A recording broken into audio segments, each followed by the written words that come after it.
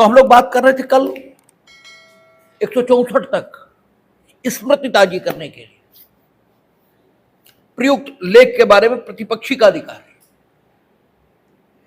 जो आपने स्मृति ताजी करने के लिए दस्तावेज देखा है,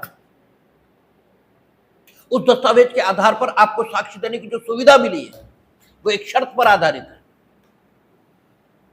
कि आपका ये विश्वास होना चाहिए उस दस्तावेज के संबंध में जिसे देखकर आपने अपनी स्मृति ताजी की है और जिसके आधार पर आप विचारण में साक्ष्य दे रहे हो। उस दस्तावेज के बारे में स्वयं आपका यह विश्वास होना चाहिए कि वो दस्तावेज ठीक ठीक तैयार किया गया था।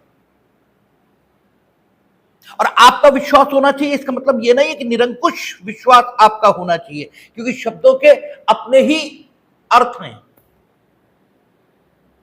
आपका विश्वास होना चाहिए इसका मतलब ही है कि आपका विश्वास सुआधारित होना चाहिए, अर्थात आपका दस्तावेज के जेन्युइननेस के संबंध में जिन आधारों पर विश्वास है वे आधार किसी के भी सामने रख दिए जाएं,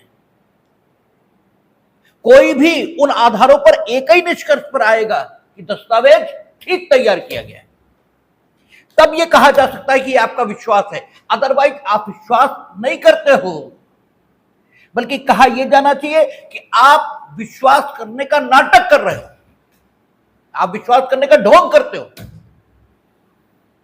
क्योंकि आप पागल तो नहीं हो भाई। हर चीज अपने में कुछ समाहित करती है। जैसे कृत्य है, आप कोई काम करते हो तो काम करना चाहते हो ना, इसलिए कर रहे हो, और जब आप करना चाह रहे हो तब कर रहे हो, तब काम कर रहे हो। और हम आपको भुलावे में डालकर आपसे वो करवा लें जो हम चाहते हैं और आपको विश्वास दिलाए रहे कि ये आप स्वयं कर रहे हो, आपको पता ना लगने दें कि हम अपनी इच्छा से ये करवा रहे हैं, तो क्या कहा जाता है, हमने षड्यंत्र किया। ठीक है, षड्यंत्र से जो रिजल्ट प्राप्त होते हैं वे रिजल्ट होते तो वही हैं, कहते छल किया गया है हमारे साथ, तुमने हमें बताया कुछ और था, और अगर तुम वो ना बताते तो हम ये कभी नहीं करते। ठीक है, तो शब्दों के तो अपने अर्थ होते हैं। जब शर्त यह है दस्तावेज पर आधारित साक्ष्य देने की कि दस्तावेज स्वयं में जेन्युइन होना चाहिए और आपको उसकी जेन्युइननेस का विश्वास यह होना चाहिए, तो जेन्युइननेस का विश्वास जो है वो सुआधारित ये तो होना ही चाहिए। अगर वो सुआधारित नहीं है तो फिर ये नहीं माना जा सकता कि आपको विश्वास है कि दस्तावेज जेन्युइन है, बल्कि आप दस्तावेज के जेन्युइननेस का विश्वास होने का नाटक कर रहे हो। तब बात यह होनी चाहिए, तो आपका विश्वास सुआधारित है या नहीं है ये आप तो नहीं बताओगे ना। आप नहीं बताओगे कहने का अर्थ यह है कि इस बात की संभावना है कि आप ये न बताओ कि दस्तावेज जेन्युइन है या दस्तावेज जेन्युइन नहीं है। क्यों? क्योंकि आप अपने हितों के मुताबिक बोलोगे,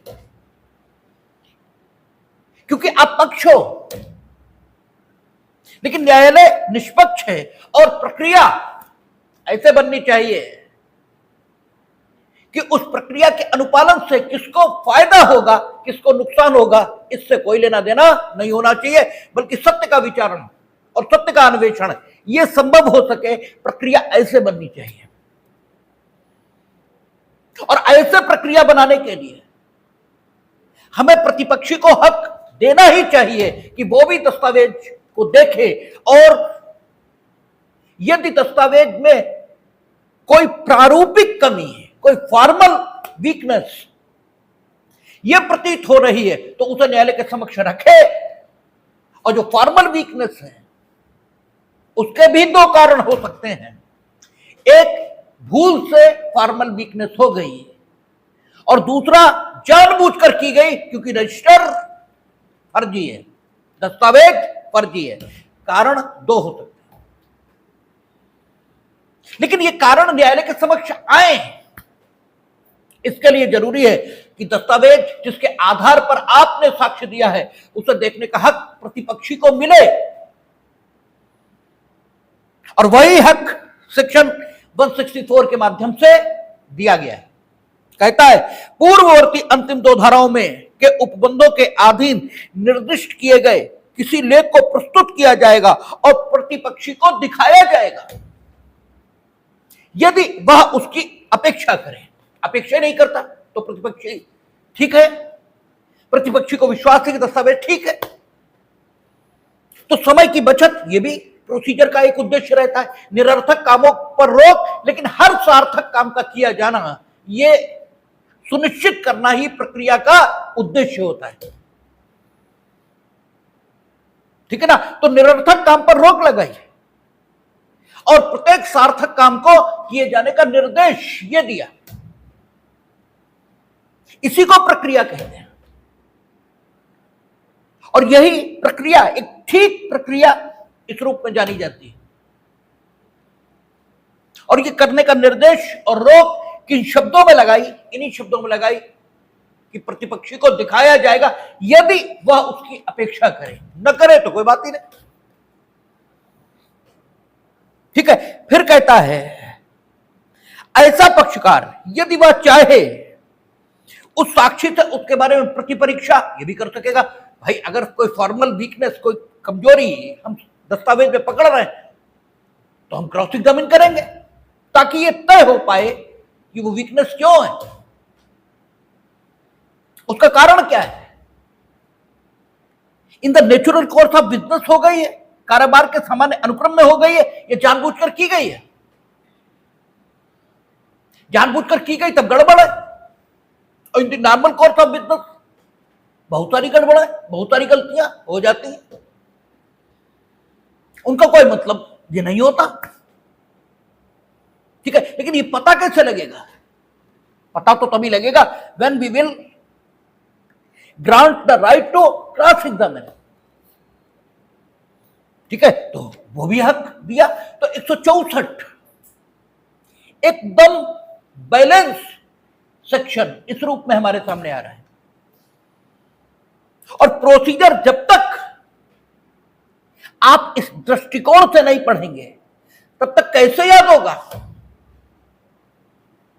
सीआरपीसी में अब तो 531 धाराएं हो गई, कहां तक याद करोगे 531? लेकिन अगर आपने चीजों को समझा है कि why the procedure has been enacted in such a form, तो फिर प्रोसीजर याद होने में और प्रोसीजर दिमाग में बस जाने में कोई कठिनाई कभी नहीं होती। क्यों होगी? अच्छी बात ऑटोमेटिकली दिमाग अपने में सुरक्षित कर लेता है। भगवान ने दिमाग को कुछ ऐसा ही बनाया है, जो कुछ आपको अच्छा लगेगा वो दिमाग में ऐसे ही सुरक्षित हो जाएगा। हमने लाखों बार ये बात बोली है कि आपको फिल्मी गाने याद क्यों हो जाते हैं? एक बार सुनते हैं, बस सिर्फ एक बार, और याद हो जाते हैं। कारण क्या है? क्योंकि वो गाना दिमाग को अच्छा लगा है, इसलिए दिमाग ने उसको अपने में सुरक्षित कर लिया। जो कुछ आपको अच्छा लगेगा वो सब कुछ दिमाग में सुरक्षित हो जाएगा, और जो कुछ आपको अच्छा नहीं लगेगा वो कुछ भी आपके दिमाग में सुरक्षित नहीं होगा। हाँ, ये अलग बात है कि जो बहुत खराब लगेगा वो सब कुछ वो भी सुरक्षित हो जाएगा। आप सड़क पर बहुत सारी चीजें देखते हुए आते हैं, एक भी चीज आपको याद नहीं, हम पूछें कि घर से आते समय क्या क्या देखा था, तो जो आपको अच्छा लगा होगा उसे छोड़कर आपको कुछ भी याद नहीं है, जबकि अभी 2 मिनट पहले की बात। तो अगर कानून आप ये समझेंगे इसमें खूबसूरत क्या है, ये क्यों ऐसा है, तो डेफिनेटली कानून आपके दिमाग में बसेगा।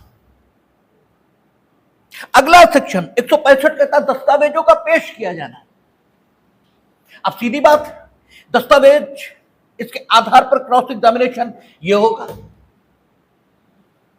तो दस्तावेज न्यायालय में हो भी सकता है, ऐसा भी हो सकता है कि दस्तावेजी साक्ष्य तथ्य का जिसका साक्ष्य दिया जाना चाहिए उस तथ्य के अस्तित्व का दस्तावेजी साक्ष्य मौजूद हो, लेकिन पक्षकारों ने छिपा लिया हो,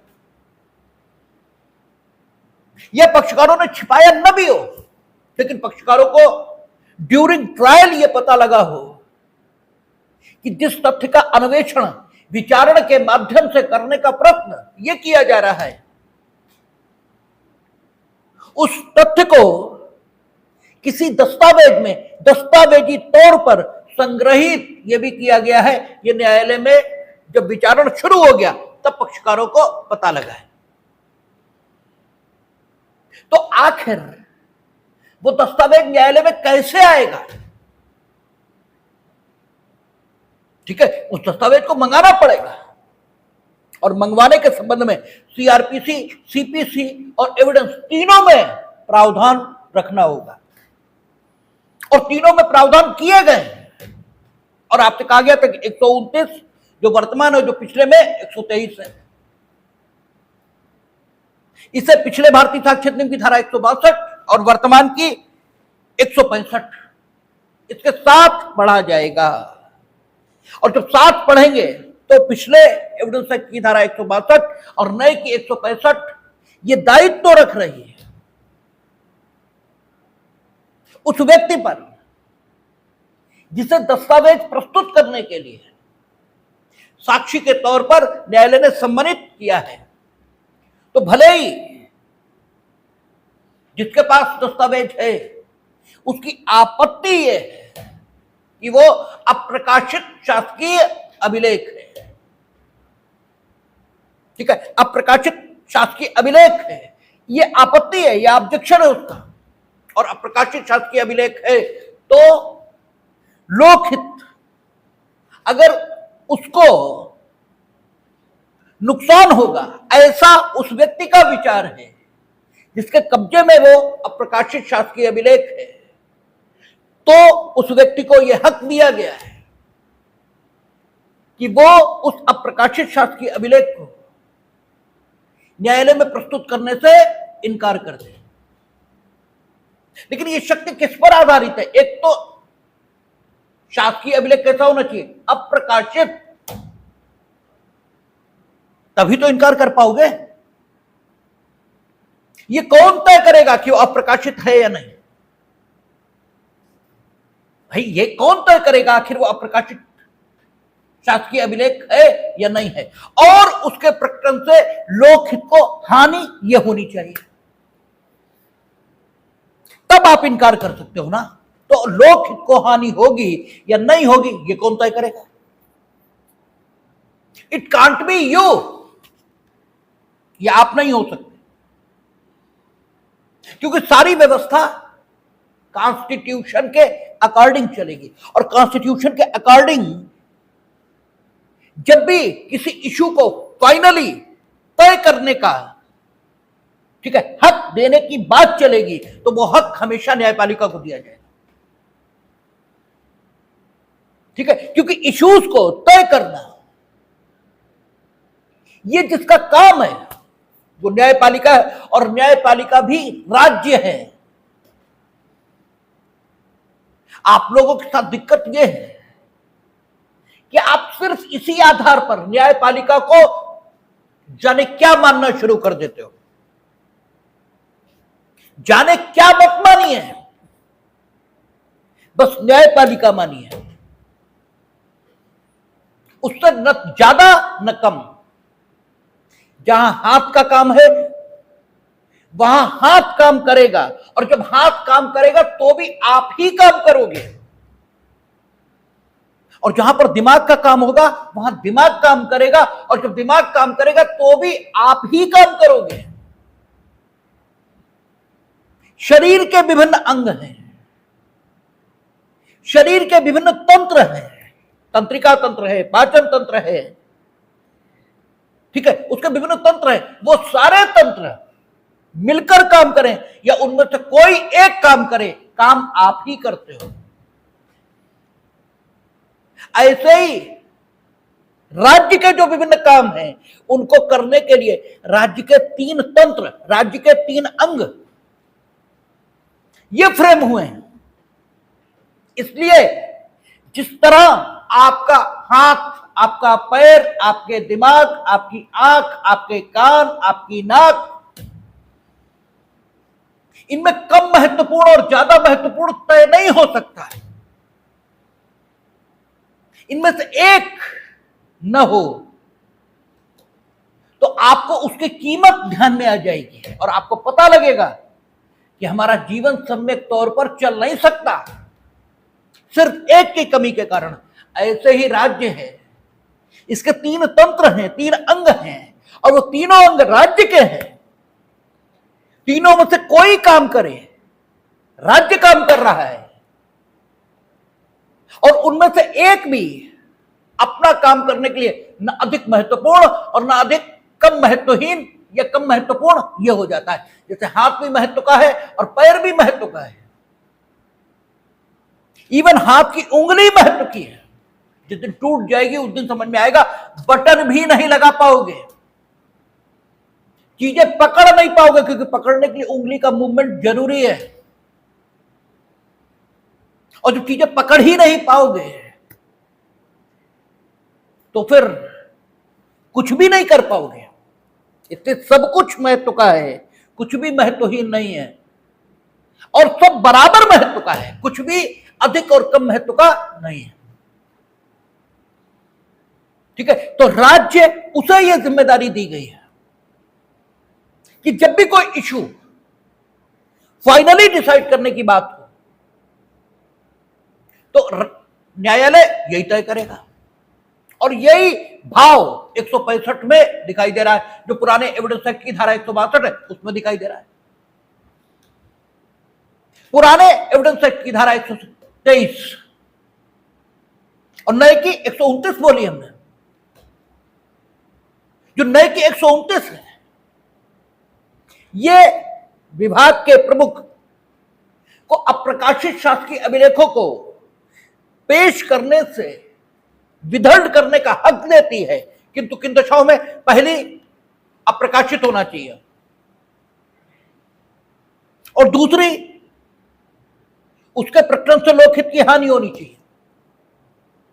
तो इससे आगे की बात 165 में कही गई या इससे आगे की बात 162 में कही गई, और अगर 129 एविडेंस एक्ट का भाग है तो 162 और या 165 ये भी एविडेंस एक्ट का ही भाग है। दोनों सेक्शंस का पालन होना चाहिए। यहां जो निर्वचन का नियम लगेगा वो कौन सा है? Harmonious construction. ठीक है, निर्वचन का स्वर्णिम नियम ये लगाएंगे हम। हमने कहा था निर्वचन के कई नियम हैं, और निर्वचन का स्वर्णिम नियम यह कहता है कि अगर किसी अधिनियम में 2 प्रावधान दिखाई देते हैं और वे प्रावधान परस्पर विरोधी दिखाई देते हैं, तो उनका ऐसा अर्थान्वयन, ऐसा इंटरप्रिटेशन, ऐसा निर्वचन यह किया जाएगा कि दोनों प्रावधान समान रूप से प्रभावी यह हो जाए, उनमें से कोई कम और कोई ज्यादा प्रभावी न हो, या एक भी अप्रभावी न हो जाए।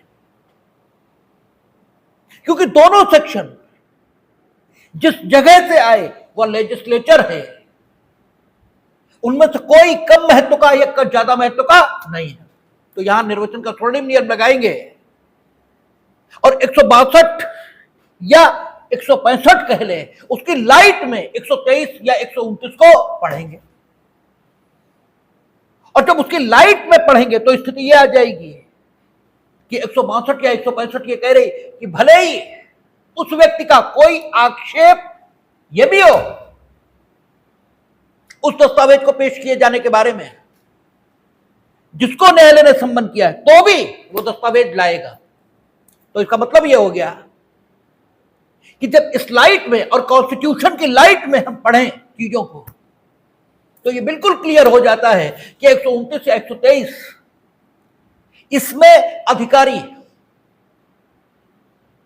यदि उसे भी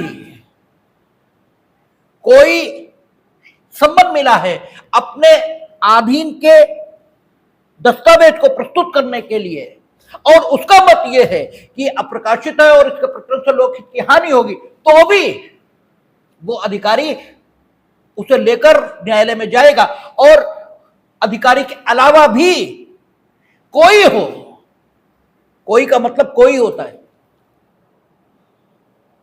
ठीक है, कोई का मतलब कोई है। हम लोग पीछे पड़कर आए हैं। लोगों को यह हक है कि वे अपने कब्जे के दस्तावेज प्रस्तुत करने के लिए विवश नहीं किए जा सकते जब तक कि उन्होंने मामले में पक्षकार से ये संविदा न कर रखी हो कि वे अपने कब्जे के दस्तावेज ऐसे जिनमें स्वयं उनका हक वर्णित है वे मांगे जाने पर विचारणा में पेश करेंगे, तब तक उन्हें पेश करने के लिए विवश नहीं किया जा सकता। सिर्फ इसलिए नहीं कि वे साक्षी होकर आ गए, उनके भी ऑब्जेक्शन हो सकते हैं, उनके विशेषाधिकार हैं, लेकिन इस सब पर निर्णय किसका होगा? न्यायालय का। आपसे कहा गया दस्तावेज लेकर आइए तो लेकर आइए। If you have any objection, ठीक है, in regard of production of that particular document, then it will be decided by the court. You must, ठीक है, carry that document with you, और आप न्यायालय के समक्ष आइए और you must raise your objection before the court, and after that your objection will be adjudicated, and if that will be find, ठीक है, genuine and it, ठीक है, just, तो फिर न्यायालय से उम्मीद यही की जाएगी कि वो ठीक करेगा, और न्यायालय गलत करेगा ये उम्मीद और आशा और संकल्पना इसके विपरीत है। जैसे ईश्वर के बारे में हम नहीं मानेंगे कि वो गलत कर सकता है, ऐसे न्यायालय के बारे में नहीं मानेंगे। और न्यायालय का मतलब न्यायालय, विचारण न्यायालय नहीं, सुप्रीम कोर्ट तक डिसाइड किया जाएगा। विचारण न्यायालय आपके खिलाफ डिसाइड कर देगा, रिवीजन अपील करिए, अपील प्रोवाइड नहीं तो रिवीजन तो हो जाएगा, रिवीजन भी नहीं हो पाएगा तो 136 कॉन्स्टिट्यूशन ऑफ इंडिया है, रिट है, there are so many modes are available to approach the higher and superior judiciary, ठीक है ना, वहां से डिसाइड कराइए। लेकिन आप लेकर जाएंगे, ये होना भी चाहिए और ये है भी, ठीक है। तो कहता है परंतु ऐसे किसी आक्षेप की विधि मान्यता न्यायालय द्वारा विनिश्चित की जाएगी, यानी legality of that objection will be decided by the court, ये रहेगा, ठीक है। फिर कहता है न्यायालय यदि ये ठीक समझे उस दस्तावेज का यदि वह राज्य की बातों से संबंधित न हो निरीक्षण कर सकेगा या अपने को उसकी ग्राह्यता अवधारित करने योग्य बनाने के लिए अन्य साक्ष्य ले सकेगा, ठीक है। कहता है राज्य की बातों से संबंधित है, अप्रकाशित शासकीय अभिलेख है तो निरीक्षण नहीं करेगा। लेकिन सुप्रीम कोर्ट को अगर कॉन्स्टिट्यूशनली कोई ताकत मिली हुई है तो उस पर इसका प्रभाव नहीं आएगा। राफेल के मामले में निरीक्षण उन्होंने किया था, लेकिन वो अपनी कॉन्स्टिट्यूशनल पावर्स में किया था। लेकिन आप कभी भी किसी अधिनियम का, ठीक है, अगर अधिनियम का मतलब कॉन्स्टिट्यूशन में उल्लिखित आधार पर अवहेलना, तो शब्द ठीक नहीं है लेकिन मजबूरी में हम यूज कर रहे हैं क्योंकि न्यायालय अवहेलना करेगा कानून की, ये कंसेप्शन के खिलाफ है, लेकिन एप्रोप्रिएट वर्ड हमें नहीं मिल रहा है सिचुएशन के लिए, इसलिए हम अवहेलना शब्द का इस्तेमाल कर रहे हैं। कि अगर न्यायालय किसी अधिनियम को नहीं मानेगा, अपनी कॉन्स्टिट्यूशनल पावर्स का इंजॉयमेंट करते हुए, तो भी जो इनेक्टमेंट की स्पिरिट है, जो कानून की भावना है, उसका सम्मान जरूर करेगा, और उसका सम्मान राफेल में भी किया। कानून का भाव यह है कि अप्रकाशित शासकीय अभिलेख, उससे नुकसान हो जाएगा, ठीक है। तो अगर यहां यह लिखा है कि अप्रकाशित शासकीय अभिलेख, ठीक है, यह नहीं लिखा, बल्कि लिखा न्यायालय यदि ठीक समझे तो उस दस्तावेज का यदि वह राज्य की बातों से संबंधित न हो, ठीक है, यानी राज्य की बातों से संबंधित है तो निरीक्षण नहीं करेगा, और राज्य की बातों से संबंधित नहीं है तो निरीक्षण कर सकेगा। यानी राज्य की बातों से संबंधित निरीक्षण नहीं करेगा। लेकिन न्यायालय को लगता है कि हमें निरीक्षण कर लेना चाहिए, तो कॉन्स्टिट्यूशनल पावर्स में कर सकता है, और राफेल के मामले में उन्होंने किया था, लेकिन प्रकट नहीं किया, क्योंकि स्पिरिट ऑफ द लॉ, इसका सम्मान होना ही चाहिए। और स्पिरिट ऑफ द लॉ इसका सम्मान किया भी। ठीक है, तो कहता है न्यायालय यदि वह ठीक समझे उस दस्तावेज का यदि वह राज्य की बातों से संबंधित न हो निरीक्षण कर सकेगा, यानी दस्तावेज का निरीक्षण स्वयं कर सकेगा अगर राज्य की बातों से संबंधित न हो। राज्य की बातों से संबंधित है तब क्या कर सकता है, तब क्या ताकत है, तो यह अपने को उसकी ग्राह्यता अवधारित करने योग्य बनाने के लिए अन्य साक्ष्य ले सकेगा, यानी अन्य एविडेंस ये लेंगे कि राज्य की बातों से संबंधित है या नहीं है। ठीक है, ये भी तो तय हो भाई, प्राइमरी तौर पर यह लग रहा है कि राज्य की बातों से संबंधित है। ठीक है, तो प्राइमरी तौर पर हम उसे खोलेंगे नहीं। कॉन्स्टिट्यूशन ताकत तो हाई कोर्ट सुप्रीम कोर्ट को दे रहा है और वो भी विशेष मामलों में दे रहा है, हर मामले में दे नहीं रहा। ठीक है ना, जब वो फंडामेंटल राइट का मामला सुन रहे हो, ठीक है ना, और सुप्रीम कोर्ट तो खैर अनुच्छेद 142 की ताकत का इस्तेमाल कभी भी कर सकता है, वो कोई मामला सुनना हो। लेकिन फिर भी सुप्रीम कोर्ट और हाई कोर्ट के समक्ष ये मामले उत्पन्न होंगे, ये तो है नहीं। एविडेंस एक्ट तो सामान्य विचारणा इस पर लागू होगा, जो सिविल जज जूनियर डिवीजन और जिला जज के समक्ष ये चलेगा और अधिकतर तो वहीं चलेगा। तो अगर प्रारूप में कोई डॉक्यूमेंट ऐसा रखा है जो राज्य की बातों के संबंध में प्रतीत हो रहा है, तो ये डिसाइड करने की ताकत इनमें जरूर होनी चाहिए कि ये साक्ष्य लेकर ये डिसाइड कर सकें कि राज्य की बातों से संबंधित है भी या नहीं, तो वो ताकत यहां दी। ठीक है, या तो अगर राज्य की बातों से संबंधित नहीं है तो निरीक्षण कर ही सकते हैं। राज्य की बातों से संबंधित है तो या के बाद जो लिखा है वो उपयोग करें। ठीक है ना, और ग्राह्यता के संबंध में ठीक है साक्ष्य लेकर ये विनिश्चित कर लें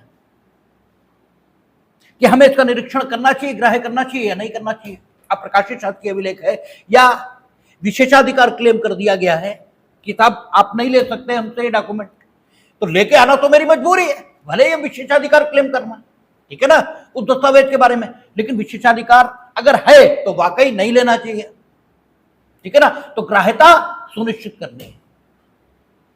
तो ग्राह्यता सुनिश्चित कैसे करें? एविडेंस के माध्यम से ही होगा। ठीक है, तो दस्तावेज के संबंध में अगर कोई प्रिविलेज क्लेम हो गया है, वो प्रिविलेज कहां वर्णित है इससे मतलब नहीं है, प्रिविलेज क्लेम हुआ है तो उस क्लेम की विधिमान्यता न्यायालय द्वारा तय की जानी चाहिए और वो की जाएगी। ठीक है, आपका कह रहा है अन्य साक्ष्य ले सकेगा यदि ऐसे प्रयोजन के लिए किसी दस्तावेज का अनुवाद कराना आवश्यक हो, यानी ग्राह्यता सुनिश्चित करने के लिए वो उर्दू में लिखा, अरबी में लिखा, फारसी में लिखा, हम नहीं जानते। ठीक है, तो यदि ऐसे प्रयोजन के लिए किसी दस्तावेज का अनुवाद कराना आवश्यक हो, ऐसे प्रयोजन के लिए यानी ग्राह्यता सुनिश्चित करने के लिए, तो न्यायालय यदि वह ठीक समझे अनुवादक को निर्देश दे सकेगा कि उसकी अंतर्वस्तु को गुप्त रखें। आप बताओगे किसी को नहीं उसकी अंतर्वस्तु, लेकिन ट्रांसलेशन करेगा ट्रांसलेटर ये निर्देश देते हुए, सिवाय जबकि दस्तावेज को साक्ष्य में दिया जाना हो तथा यदि अनुवादक ऐसे निर्देश की अवज्ञा करे तो यह धारित किया जाएगा कि उसने भारतीय न्याय संहिता 2023 की धारा 198 में अपराध किया है। ठीक है ना, तो ट्रांसलेटर को निर्देश देगा कि अंतर्वस्तु को गुप्त रखिए आप, सिवाय तब के जबकि ठीक है दस्तावेज को साक्ष्य में दिया जाना हो। अगर साक्ष्य में ही दिया जाना है यानी उसके संबंध में प्रिविलेज कोई क्लेम नहीं हुआ, प्रिविलेज कोई क्लेम नहीं हुआ। ठीक है, दस्तावेज हमने सम्मानित किया, दस्तावेज आया लेकिन वो उर्दू में है, अरबी में है, फारसी में है, अब हम तो पढ़ ही नहीं पा रहे तो सम्मानित करके भी क्या करें, फायदा क्या हो रहा है उस दस्तावेज का। तो हम अनुवादक को निर्देश देंगे कि इसका ट्रांसलेशन कर दो, तब गुप्त रखने का निर्देश देने का कोई अर्थ ही नहीं है, क्योंकि वो तो आना ही साक्ष्य में है और साक्ष्य में जो चीज आ जाएगी वो पब्लिक डॉक्यूमेंट हो ही जाएगा। ठीक है ना, लेकिन अगर कोई दस्तावेज ऐसा आ गया जिसके संबंध में प्रिविलेज क्लेम हुआ है तो फिर ट्रांसलेटर को यह निर्देश होगा कि आप दस्तावेज को गुप्त रखेंगे, अंतर्वस्तु को केवल ट्रांसलेशन दीजिए। ठीक है, और अगर आपने इसका उल्लंघन किया तो माना जाएगा आपने अपराध किया, ठीक है ना। कहता परंतु कोई न्यायालय मंत्रियों और भारत के राष्ट्रपति के बीच के किसी विशेषाधिकार संसूचना को इसके समक्ष प्रस्तुत करने की अपेक्षा नहीं करेगा। ये यहां उन्होंने मना किया है कि भारत के राष्ट्रपति और उनके मंत्रियों के बीच जो वार्तालाप होता है वो अनुच्छेद 75 हम लोग पढ़ा था कॉन्स्टिट्यूशन ऑफ इंडिया में, उसके बारे में जांच करने का किसी को कोई हक नहीं होता। लेकिन उसके संबंध में भी यह सार्वभौमई, वो हम लोगों ने 129 पढ़ते समय खुद डिस्कस किया था, उसके संबंध में भी अब सार्वभौमई में यह व्यवस्था आई है कि भारत के राष्ट्रपति को उसके मंत्रियों ने जो सलाह दी वो जिन दस्तावेजों में है, जिन सलाह जिन दस्तावेजों में है उनका निरीक्षण कोई न्यायालय नहीं करेगा, लेकिन सलाह जिन आधारों पर आधारित है, आधार अलग होते हैं, सलाह अलग होती है, ठीक है ना, तो आधारों का निरीक्षण किया जा सकेगा। वो इशू वहां पर डिस्कस हुआ है, इसलिए यहां पर सिर्फ इतना ही समझ लेंगे कि भारत के राष्ट्रपति को मंत्रियों ने जो सलाह दी है उस सलाह को न्यायालय अपने समक्ष पेश किए जाने के लिए निर्देश दे सकते हैं। इस धारा के आधार पर ऐसा नहीं माना जाएगा, क्योंकि भारत के राष्ट्रपति और भारत की सरकार ये न्यायालय से छोटी नहीं है, दोनों का अपना अपना काम है। जैसे जो हाथ का काम है वो पैर नहीं करेगा और जो पैर का काम है वो हाथ नहीं करेगा, ऐसे ही जो न्यायालय का काम है वो सरकार नहीं करेगी, जो सरकार का काम है वो न्यायालय नहीं करेगा। इसलिए ये मिसकॉन्सेप्शन जो अक्सर लोगों में, आप लोगों में चलता रहता है कि न्यायालय कोई बहुत बड़ी चीज है, कोई बहुत बड़ी चीज नहीं है, सबके अपने काम है। जो विधायिका का काम है वो विधायिका ही करेगी और कोई नहीं, जो सरकार का काम है वो सरकार ही करेगी और कोई नहीं, जो न्यायालय का काम है वो न्यायालय ही करेगा और कोई नहीं। इसलिए सरकार का प्राधिकार न न्यायालय से छोटा है, न न्यायालय का प्राधिकार सरकार से बड़ा है, कुछ भी नहीं है, सब बराबर है, सबके अपने काम है, ठीक है ना। तो ये 165 हुआ। 166 कहता है मंगाई गई और सूचना पर पेश की गई दस्तावेज का साक्ष्य के रूप में दिया जाना। अब जब आपने मंगवाई ली, ठीक है, कोई भी दस्तावेज जब आपने मंगवा ली तो आप उसे पेश करेंगे। तो आपने जब कोई चीज मंगवा ली है तो फिर आपको उसे पेश करना ही चाहिए। अगर आपने दस्तावेज मंगवा ली, क्योंकि न्यायालय नो डाउट स्वप्रेरणा इसके आधार पर काम कर सकता है, और जो स्वप्रेरणा के आधार पर वो काम करता है तो क्या कहा जाता है, उसने सुमोटो कॉग्निजेंस लिया है, स्वप्रेरणा के आधार पर लिया है, यानी उसके समक्ष किसी काम को करने के लिए आवेदन किसी ने नहीं किया, लेकिन उसने स्वतः संज्ञान लिया है स्थिति का। लेकिन इन नॉर्मल कंडीशन यही होती है कि न्यायालय से कोई ना कोई पक्ष किसी न किसी काम को करने के लिए निवेदन ये करता है, और ऑन एप्लीकेशन ये न्यायालय द्वारा विभिन्न प्रकार के काम ये किए जाते हैं। और बड़ी भारी मुसीबत ये भी है कि कहा यह गया है कि ऑन एप्लीकेशन, ये नहीं कहा कि ऑन रिटन एप्लीकेशन, क्योंकि एप्लीकेशन का लिखित होना एप्लीकेशन का एक प्रकार है, और एप्लीकेशन का मतलब सिर्फ इतना ही होता है कि निवेदन किया गया है, प्रार्थना की गई है। वो प्रार्थना किसी पत्र में उल्लिखित है या केवल प्रार्थना है, इससे मतलब नहीं होता। लेकिन चीजों को समझने के, एक तरह से चीजों को समझने के आप इतने आदी हो गए हैं कि आप अक्सर कचहरी चले जाओ या कहीं भी चले जाओ और किसी से निवेदन करो कि अमुक काम आप कर दीजिए, वो कहता है एप्लीकेशन दे दो। अरे भाई एप्लीकेशन ही तो दे रहे हैं, जो हम कह रहे हैं ये एप्लीकेशन नहीं है भाई, ये भी तो एप्लीकेशन है। या तो आप ये कहो कि लिखित एप्लीकेशन दो। एप्लीकेशन का लिखित होना तो एप्लीकेशन का प्रकार है। अगर हम कुछ कह रहे हैं तो है तो एप्लीकेशन ही। हम निवेदन कर रहे हैं इतना आपके लिए पर्याप्त नहीं है, ये तो आप कहिए फिर। लेकिन मजेदारी है, ऐसे ही दुनिया चल रही है। तो न्यायालय सामान्य तौर पर जो कुछ करता है वो किसी न किसी पक्ष की एप्लीकेशन पर करता है। वो एप्लीकेशन लिखित है, मौखिक है, इससे मतलब नहीं। हालांकि वो अक्सर लिखित ही लेते हैं, वो लिखित एप्लीकेशन को ही एप्लीकेशन मानते हैं, बाकी मानते ही नहीं, ठीक है। लेकिन फिर भी नॉर्मली वो किसी के एप्लीकेशन पर ही कुछ करते। और जब एक पक्ष ने एप्लीकेशन देकर एक दस्तावेज को मंगवाया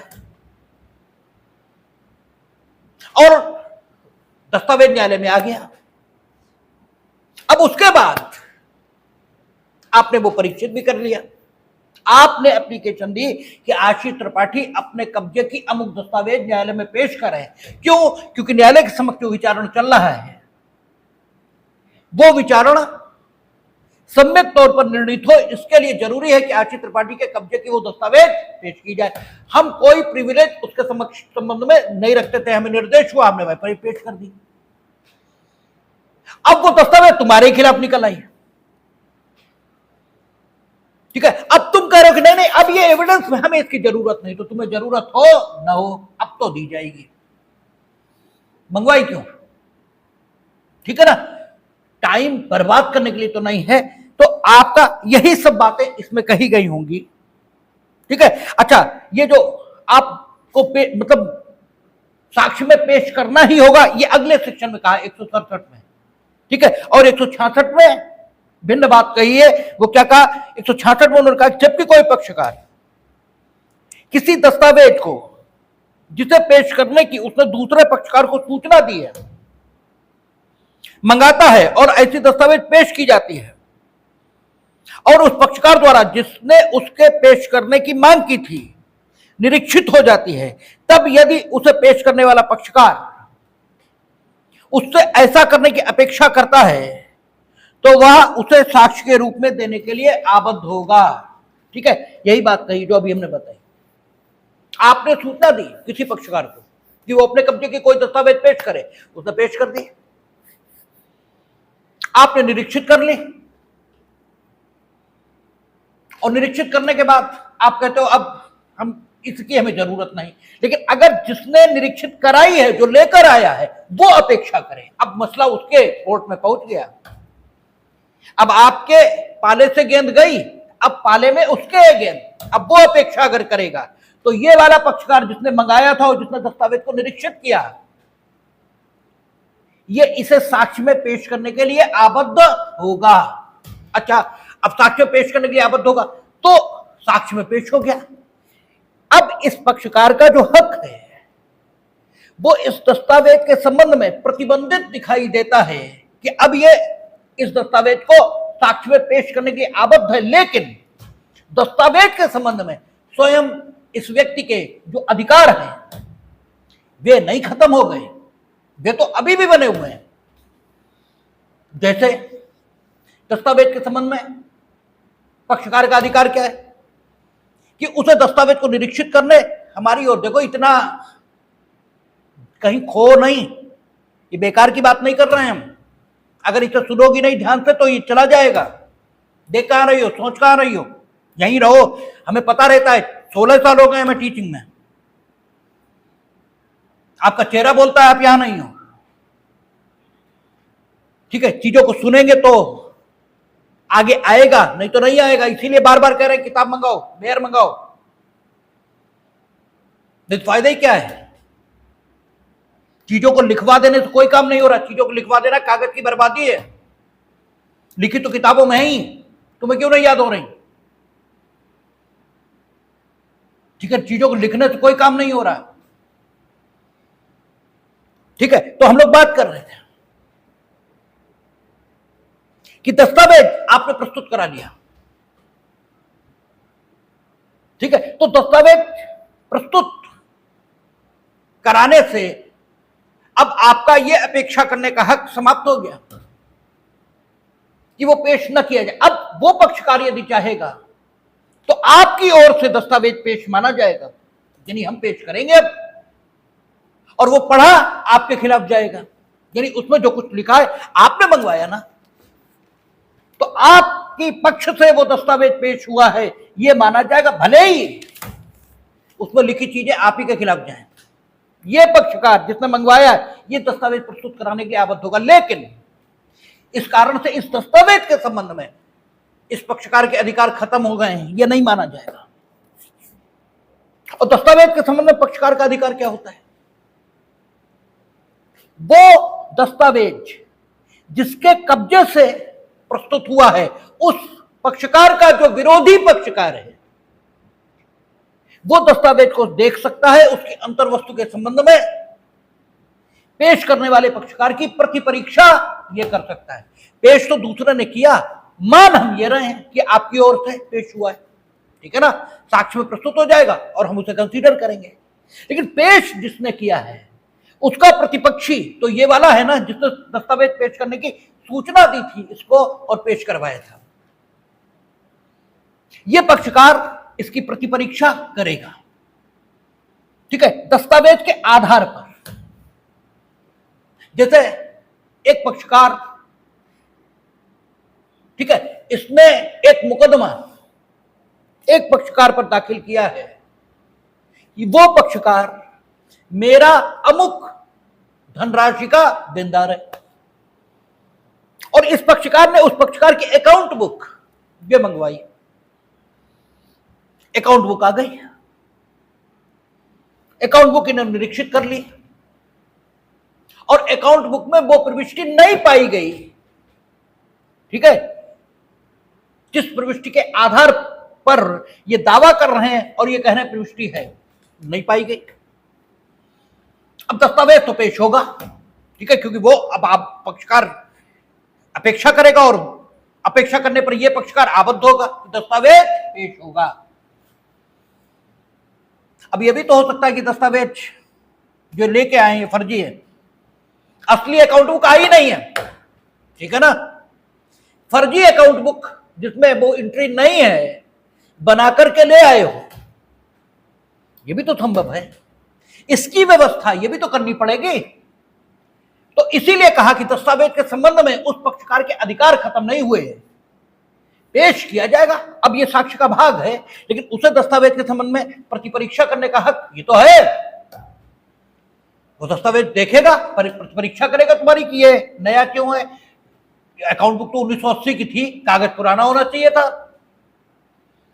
ये एकदम मार फरफरा कागज रखा हुआ, वाह ये कैसे आ गया,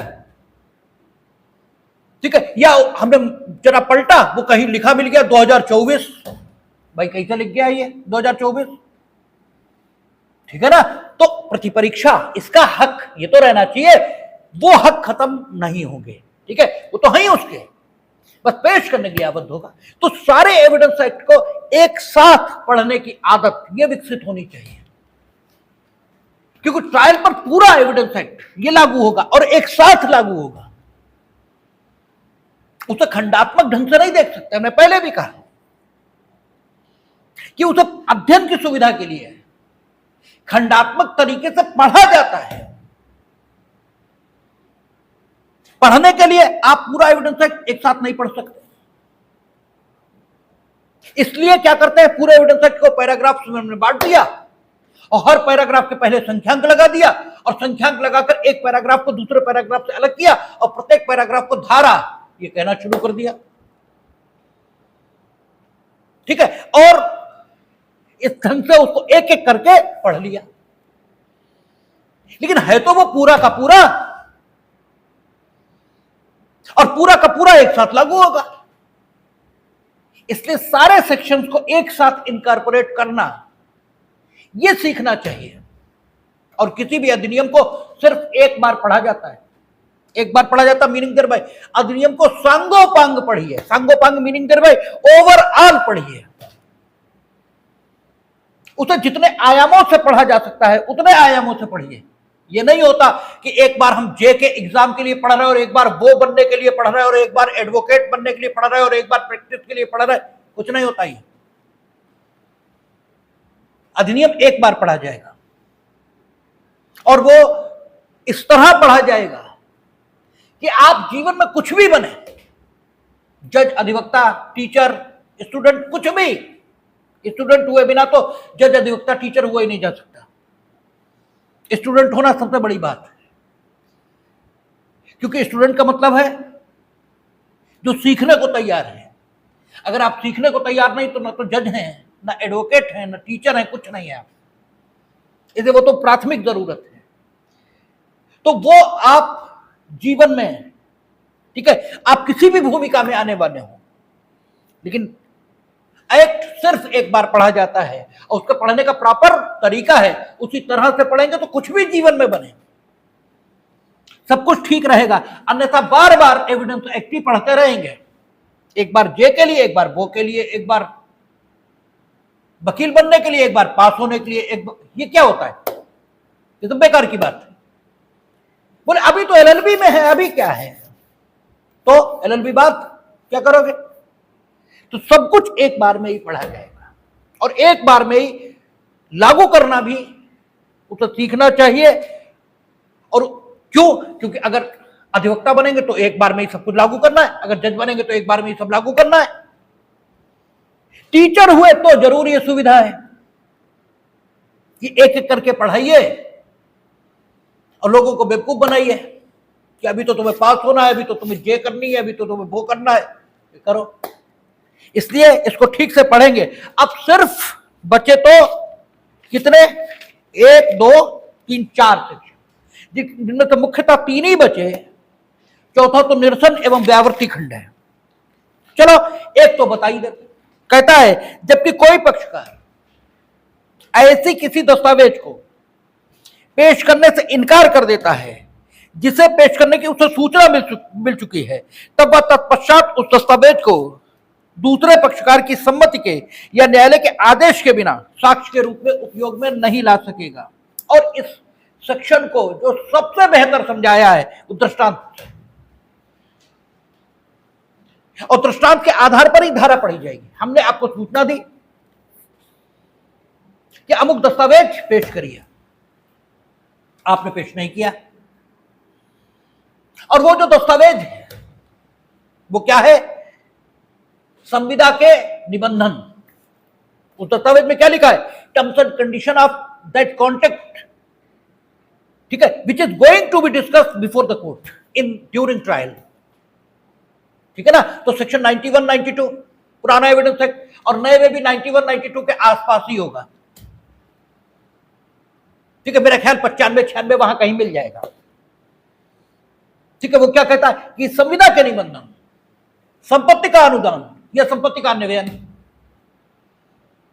अगर किसी दस्तावेज में लेखबद्ध किया गया है और उसे कभी साबित करने की जरूरत पड़े कि संविदा के निबंधन क्या थे, संपत्ति का अनुदान क्या था, या किन शर्तों पर हुआ था, या संपत्ति का अन्वयन किन शर्तों पर हुआ था, तो हमेशा उस दस्तावेज को प्रस्तुत किया जाएगा।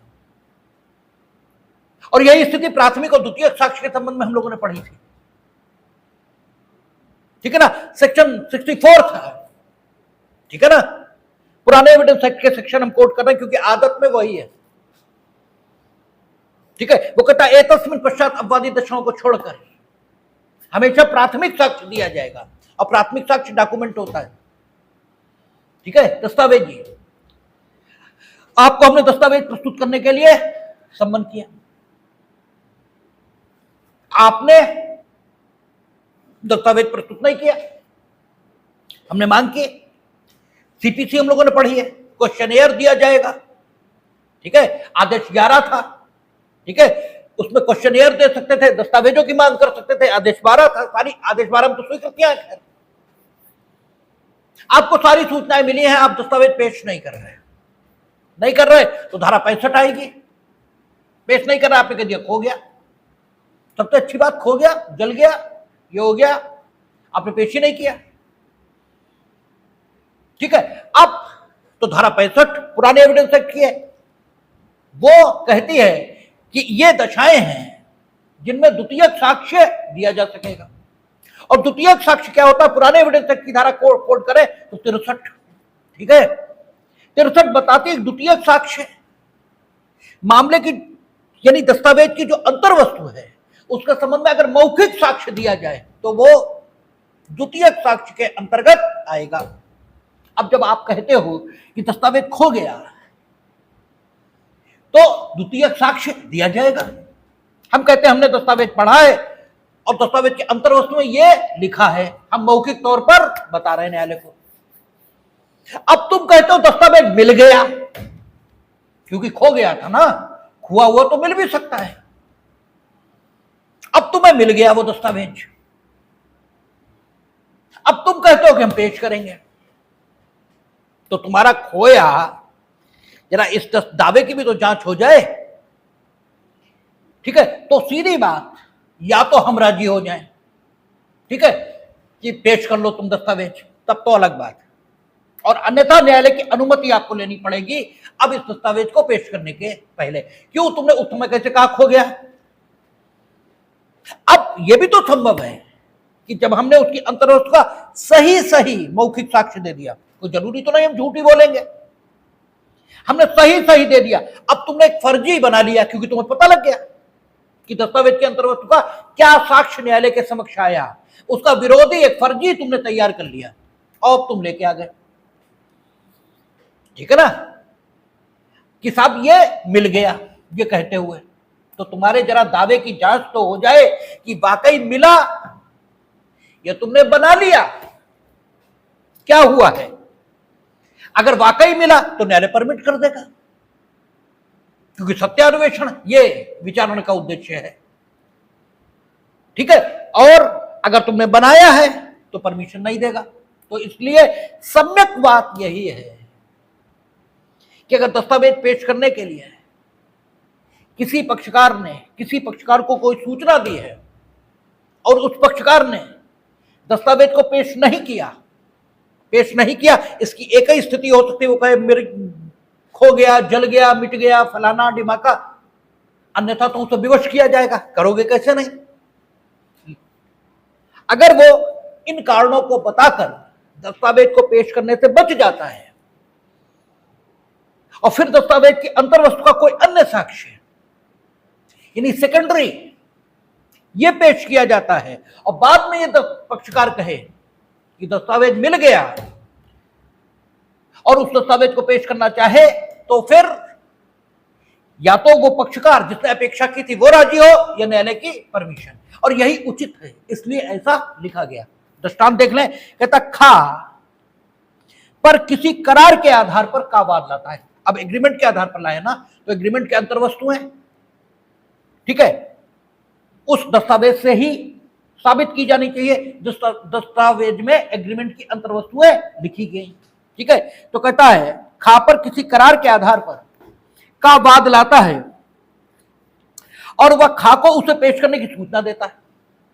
का मुकदमा लाया एक एग्रीमेंट के आधार पर, एग्रीमेंट लिखित है, खा के पास है, का उसे सूचना दे रहा है कि एग्रीमेंट पेश करो।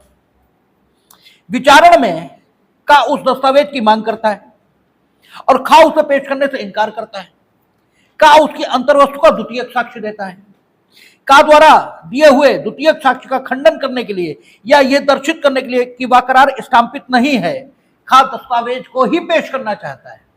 अब यह दिखाने के लिए कि साहब ये तो पर्याप्त स्टाम्पित ही नहीं है, जबकि कानून की अपेक्षा थी कि ये स्टाम्पित होना चाहिए, जैसे सेल डीड है या कोई चीज है वो तो पर्याप्त रूप से स्टाम्पित होनी चाहिए। ठीक है, खा दस्तावेज को ही पेश करना चाहता है, वह ऐसा नहीं कर पाएगा।